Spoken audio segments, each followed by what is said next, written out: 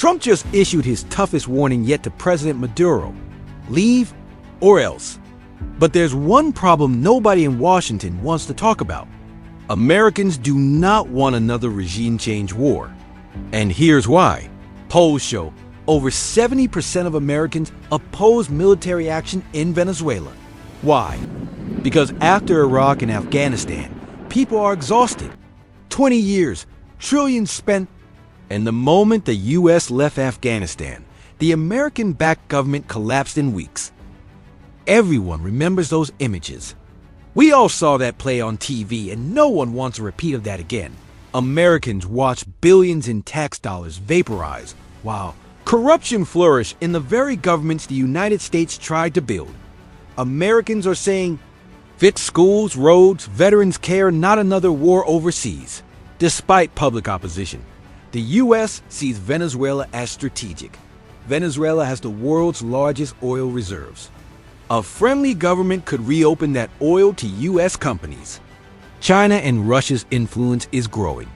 Venezuela has become China's closest partner in Latin America, an entry point into America's backyard. For Washington, removing Maduro is not just about democracy. It's about reversing a decade of Chinese and Russian expansion in the Western Hemisphere. However, China's rise has changed everything. Across Latin America, Panama, Peru, Argentina, and Venezuela, China has poured tens of billions into ports, highways, telecom, and energy. And unlike the U.S., China doesn't overthrow governments. It wins them over with soft loans and infrastructure.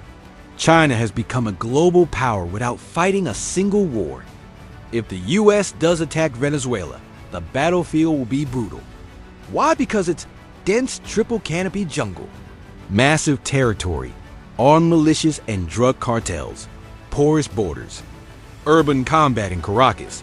Airstrikes alone won't topple Maduro.